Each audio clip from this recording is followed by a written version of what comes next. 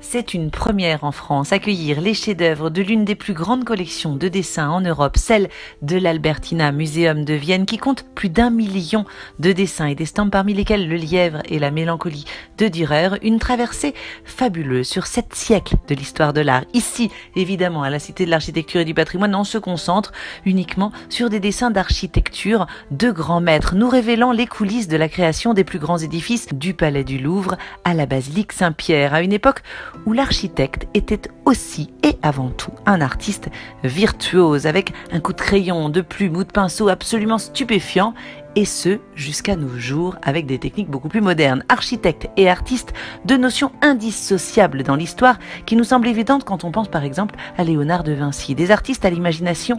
incroyable, pour qui rien n'est impossible, qui retroussent leur blouse d'atelier pour dessiner un monde nouveau. Plus d'une centaine de pièces délicatement mises en scène sous les voûtes de la magnifique cité,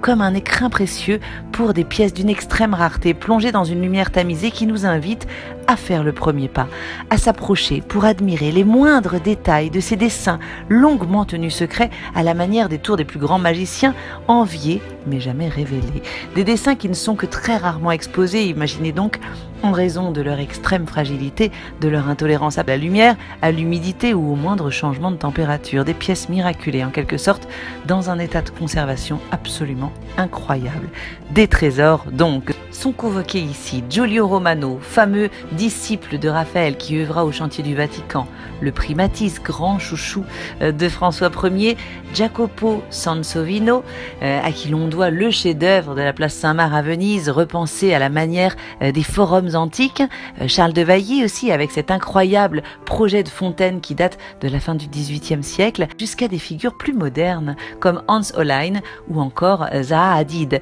Et étonnamment, face à tant de trésors, on finirait par en oublier les normes académiques rigoureuses du dessin d'architecte, plan, coupe, élévation. Ici, nous sommes face à des chefs-d'œuvre tout court. Quelle maîtrise, quelle puissance graphique, quelle virtuosité. Parmi ces trésors, 2 feuilles de l'architecte baroque italien Francesco Borromini, un travail d'orfèvre sur la coupole de Saint-Yves de la Sagesse à Rome, révélant les hésitations, les reprises du maître, et puis une étude aussi idéalisée pour la facette de l'oratoire des Philippins, réalisée 30 ans plus tard. Autre figure iconique, contemporaine d'ailleurs, et rivale de Borromini, le Bernin, l'architecte et le sculpteur des papes, celui que toutes les cours d'Europe s'arrachaient, qui fut mandaté par Louis XIV pour réaliser les plans du Palais du Louvre. On y admire ses études virtuoses pour le couronnement du baldaquin de la basilique Saint-Pierre de Rome, traité à la plume d'encre brune et à la sanguine. L'exposition nous présente des pépites quasiment jamais exposées au public, nous plongeant dans les coulisses des plus grands peintres, une vue de la basilique Saint-Pierre